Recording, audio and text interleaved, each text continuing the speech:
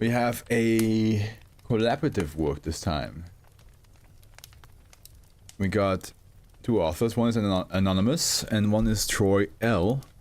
And it's been not. I mean, it feels long ago because I struggled to read through the 2,600s in a respectable time. But yeah, technically not that long ago. And the last one from Troy L. is that we had 2611 Lodged in Charge, which was the I think it was like the one where like diabetes is actually a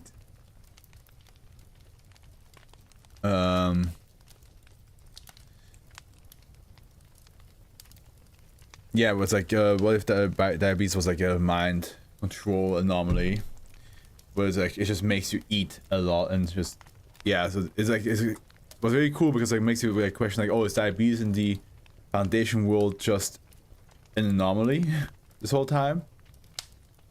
Or does it actually does regular diabetes also exist, or are they all affected by an anomalous event? That was the last one we have from Troy L. And now this one is called Leave It All Behind. And it is a little bit lengthy, but not super long.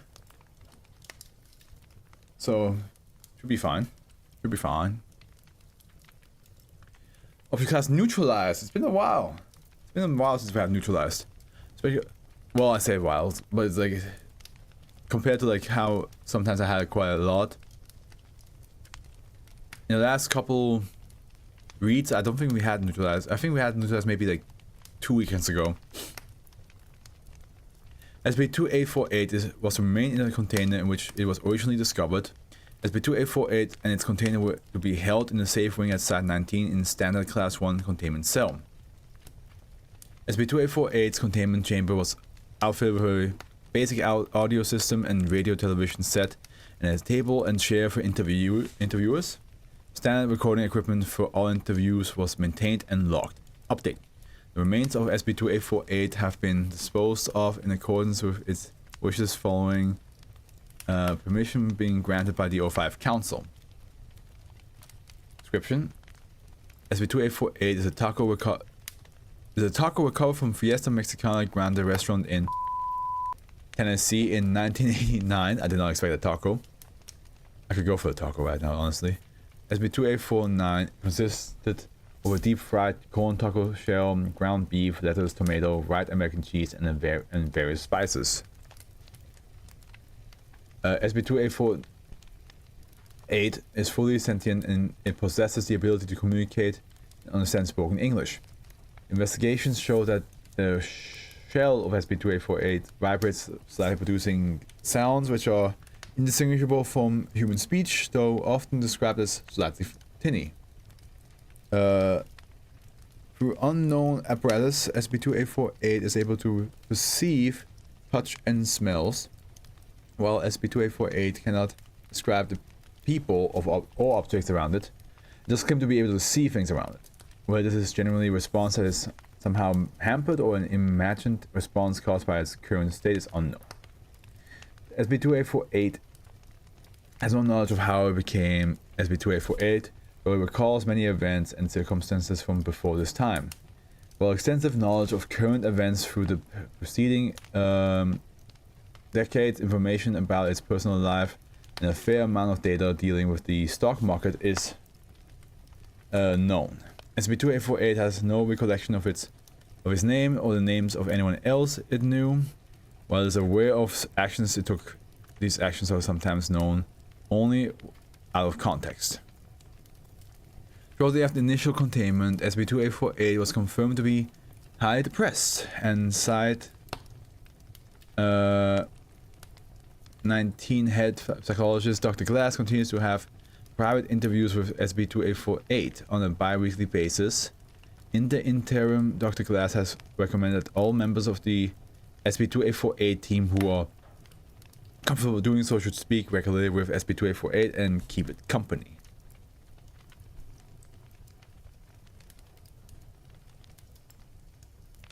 Extensive logs are kept in an attempt to narrow down the list of attendees at the restaurant that day.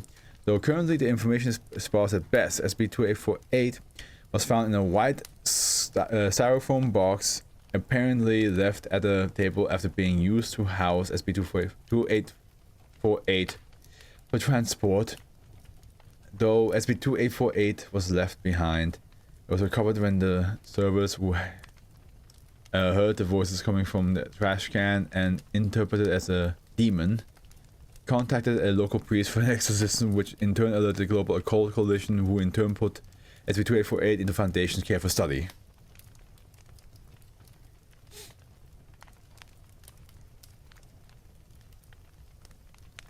Interview logs. While an exhaustive collection of interviews is available, these discourses cover several daily conversations for over a decade of time. The selection presented here were chosen by the SCP-2848 containment team. Following its reclassification to neutralized and are considered to exemplify SCP-2848's attitude, feelings, thoughts, and personality clear to the reader. Project Lead Dr. James Capera. Initial recovery interview excerpt, August 14th, 1989. SCP-2848, can you tell me anything about before you entered your current form, or how you reached it? I remember how things used to be a lot simpler back then. I used to be able to talk to people, have friends, neighbors. Now there's no one left. There's you people sitting here and ask me this nonsense. Please, SCP-2848, we're not attempting to upset you, we're just trying to understand. To understand? I'll tell you something you can understand. When you're old, when you're alone, there's no one left to talk to how you feel because there's no one left. Period. Please, SCP-2848, answer the question. When did you realize you were in your current form? I don't remember. What do you remember? What was the first thing? I was surrounded by white. I thought I was dead, that I was all muted, and then they opened the lid of the box and I screamed. Do you remember what you were doing before that? No. 2848. SCP-2848 remained unresponsive and did not respond for further inquiries. Okay. In 1990, it was determined that SCP-2848 grew less responsive through the month of July. An interview conducted by Dr. Capera confirmed that this was hard time of the year. For SCP-2848 interviews during this time was kept brief to maintain SCP-2848 compliance. Interview 91-288, July 12, 1981. Morning 2848. Good morning, Jim. Have a good evening. I did, yes. And that new girl you all have is nice. Good listener. Just trying. How have you been? Not so good. It's that time of the year, you know? Yeah, dude. Can I do anything for you? Put on some music or something? No, I think I'll be fine. Do you mind if we skip the interview today? That's no problem at all. I'll talk to you tomorrow, alright? Thank you. Wow. A Foundation researcher was like, it's like, oh yeah, no, we can talk tomorrow. It doesn't matter. It's fine. Interview 92-221, July 16th, 1992. Just checking in, 2848. There's a new movie in the lounge if you're interested. Some romantic thing. Got clearance to take you. No, thank you, but that's not necessary. Maybe next week? Sure, I'll take you then. Interview 93-11, January 5th, 1993. 2848, why don't you ever talk about your family? What's there to talk about? My sons don't talk to me, my wife is dead. My family never cared about me anyway. Your sons. I'm sorry, but I don't really feel comfortable discussing it. It could help us determine how to get you back to your old self, 2848. Any information you can give us? I'm sorry, Jim. I just don't want to talk about it. Alright. I hope you reconsider. We don't know how long you can stay like this. Until I die, I guess. Interview 99-3 on 335 September 10th, 1910. 99. What the fuck did I say? 9910? That's not real. 999. Jim? Yeah, 2848. What happens when I die? What? I was just thinking, I know I was old before this happened, but I mean, I'm food now. What happens when I die? Well, you don't appear to have spoiled at all since you were put into containment. Yes, is still green. So I'm going to stay like this forever? We don't know, 2848. There's not enough information to make those assumptions. Am I dead already? You don't think so. No one who entered this restaurant on the day of the incident has been reported as deceased that we know of, at least. So I'm still out there, walking around. And I'm here too. Like I said, 2848, we just don't know. If you could tell us anything to help us identify you. No, that won't be necessary. I'm at peace with this, I think. Peace with being this, I guess. Are you alright, 2848? I have been alright in a long time, Jim. 2848? SB2848 grew unresponsive. Neutralization log to SB2848. On January 14, 2001, SB2848 grew unresponsive. Attempts made to revive SB2848, but within 2 hours, SB2848 reappearance, which had been unchanged since recovery, began to drastically alter. Over the next week, the lettuce in SB2848 browned, followed by tomatoes drying out. Observation was maintained while SB2848 degraded and rotted, similar to other food products. It was later discovered that one of the possible original purchasers of SB2848, Manfred Tanish, had died on January 15, 2001. An investigation was suggested to see how much of Mr. Tanish's life coincided with SB2848 relations of events, but was concluded that the investigation was an unnecessary expenditure of materials. Dr. Capera later appealed the decision, and his findings, which were later collected on his own time, have been retained as final SB2848. Final investigation, see attached. Yeah, what if we get some like epic twist right now, like some wild, out of left field thing? SB2848 remains were incinerated in accordance with his final wish after approval from the O5 Council, and its ashes were spread over the beach at Cape Cod. SB2848 final investigation. On the day that SB2848 first became cognizant of its current form, Manfred Townish was eating at the restaurant in question. As confirmed by the personnel check. Written to the restaurant, which was recovered from the records and on the local bank, Mr. Tanish, not Tarnish, this is not Elden Ring. Mr. Tanish had ate with several people from his work and covered the cost of the entire meal. After interviews with other employees provided no information on the day in question, however, many of the people who were interviewed provided significant information on Mr. Tanish, which has been collated into this report. Names of the subjects still living have been redacted until such time as the deaths in accordance with low-level investigative procedures in place at the time. This was let me read that again. Names of subjects still living have been redacted until such a time as their deaths in accordance with low-level investigative procedures in place at the time this research was performed.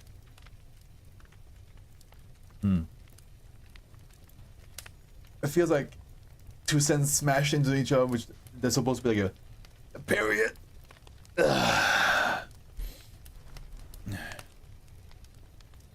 So we have subject Mary Bolton, date July 7th, 2007. And then we have information confirmed that Mr. Tanish was a widower and that his wife had died in a car crash in the early 80s. They confirmed to be July 14th, 1981. Additionally confirmed that Mr. Tanish had at least 2 children. Carson Guerin, the August 30th, 2002. Know that Mr. Tanish donated several $1,000s a year to various charity. A copy of the subject's tax records was obtained to verify this information. Well, it was discovered that the donations, if they existed, were never deducted. The only correlation of this information possible was framed photo of a child, which was discovered to be linked to the United Way charity. Leslie Major, December 23rd, 2010. Provided contact information for Mr. Tanish's next of kin as listed on his emergency contact records. Attempts to reach next of kin were unsuccessful as the number had been disconnected. Further research provided the name of the person in question, Lawrence Tanish, but no information on where it might be reached. Redacted. Note that Mr. Tanish had been estranged from his two sons since the death of his wife. Refused to provide any additional information. John Whitehead, date March 4th, 2004. Supplied useful information on the subject's work life, including several high praise of his work ethic, fairness, and stability as an employer. Did not initially remember that Mr. Tanish had lost loved ones, but upon being reminded, remarked that he had dealt with all that rather impressively and had never let it affect his work. It kind of makes you question like which story is true about him. Redacted. Refused to be interviewed 3 times before Valentine claimed and decided to avoid spreading bad feelings about someone who had died. Based on the extensive interview with SCP-2848, which I conducted over its 10 years in confinement, it is my conclusion that SCP-2848 was almost certainly connected to Manfred Tanish. The mechanism by which SCP-2848 was created is currently unknown. These materials are retained here for the purpose of record keeping alone. It is the request of the SCP-2848 team that the entry neither be retired nor removed from the core list of objects. Dr. James Capera. Ooh, okay. Leave it all behind, huh? He did leave it all behind, became a taco, and then perished. I wonder if, like, if him finding out that, like, his body is still walking around, if that gave him, like, closure. Kind of like how the spirits in Ghostwire Tokyo and most, like, a lot of, like, spirits in Asian culture, like, they're staying because they have a regret, but then once the regret has been taken away, they're like, oh, now I can pass on.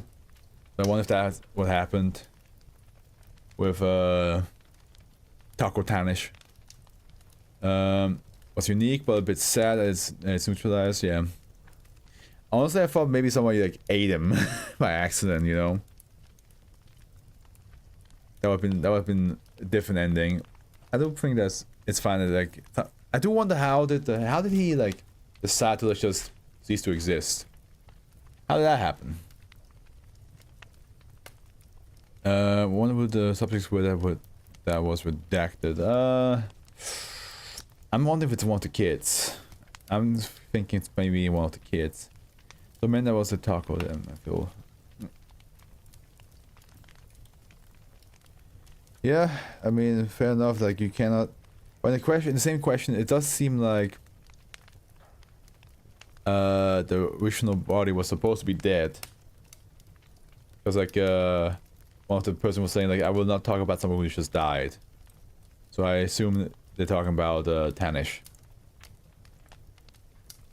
Maybe. I might be wrong. Last one. Let's go.